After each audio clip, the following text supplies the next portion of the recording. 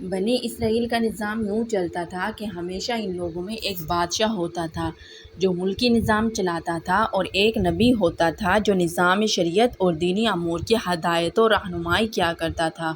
اور یوں دستور چلا آتا تھا کہ بادشاہی یہود ابن یعقوب علیہ السلام کے خاندان میں رہتی تھی، اور نبوت لادی بن یعقوب علیہ السلام کے خاندان کا طرز امتیاز تھا۔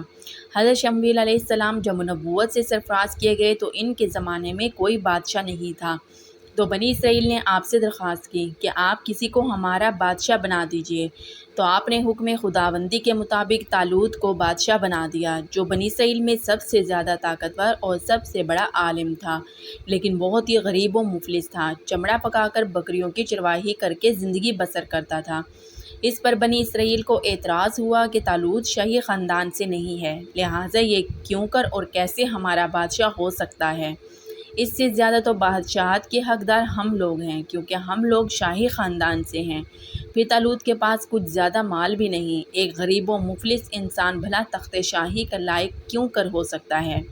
بنی اسرائیل کے ان اعتراض کا جواب دیتے ہوئے حضرت شمویل علیہ السلام نے یہ تقریر فرمائی کہ ترجمہ فرمایا، اسے اللہ نے تم پر چن لیا اور اسے علم اور جسم میں کشادگی زیادہ دی، اور اللہ اپنے ملک جسے چاہے دے، اور اللہ وسعت والا علم والا ہے۔ اور ان سے ان کے نبی نے فرمایا کہ اس کی بادشاہی کی نشانی یہ ہے کہ آئے تمہارے پاس تابوت جس میں تمہارے رب کی طرف سے دلوں کا چین ہے۔ سورہ بقرہ آیت 248-247۔ چنانچہ تھوڑی ہی دیر بعد 4 فرشتے صندوق لے کر آ گئے اور صندوق کو حضرت شمویل علیہ السلام کے پاس رکھ دیا۔ یہ دیکھ کر تمام بنی اسرائیل نے طالوت کی بادشاہی کو تسلیم کر لیا، اور آپ نے بادشاہ بن کر نہ صرف انتظام ملکی سنبھالا بلکہ بنی اسرائیل کی فوج بھرتی کر کے قوم عمالقہ کے کفار سے جہاد بھی فرمایا۔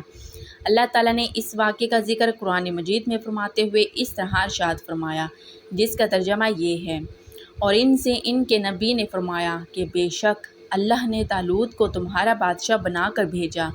بولے اسے ہم پر بادشاہی کیوں کر ہوگی، اور ہم اس سے زیادہ سلطنت کے مستحق ہیں، اور اسے مال میں بھی وسعت نہیں دی گئی۔ فرمایا اسے اللہ نے تم پر چن لیا، اور اسے علم اور جسم میں کشادگی زیادہ دی، اور اللہ اپنا ملک جسے چاہے دے، اور اللہ وسعت والا علم والا ہے۔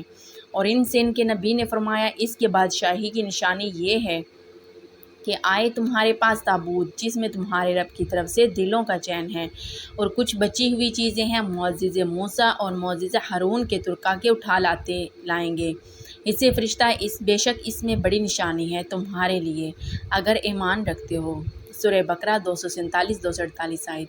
اس واقعے سے جہاں بہت سے مسائل پر روشنی پڑتی ہے، ایک بہت ہی واضح درس یہ ملتا ہے کہ اللہ تعالیٰ کے فضل اور اس کی نوازش کی کوئی حد نہیں۔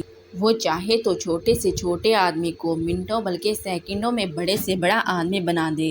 دیکھ لو، حضرت طالوت ایک بہت ہی کم درجے کے آدمی تھے، اور اتنے مفلس تھے کہ یا تو دبکر تھے جو چمڑے کو دباغت دے کر اپنی روزی حاصل کرتے تھے، یا بکریاں چرا کر اس کی اجرت سے غسر بسر کرتے تھے، مگر لمحہ بھر میں اللہ تعالیٰ نے انہیں صاحب تخت و تاج بنا کر بادشاہ بنا دیا۔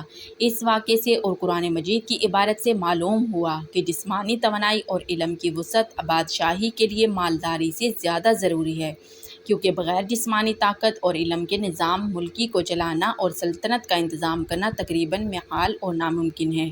اس سے ظاہر ہوا کہ علم کا درجہ مال سے بہت بلند تر ہے۔ پیارے بہن بھائیوں، اگر آپ لوگوں کو میری یہ ویڈیو اچھی لگے تو لائک اور شیئر ضرور کریں، اور میرے چینل کو سبسکرائب ضرور کریں۔ شکریہ۔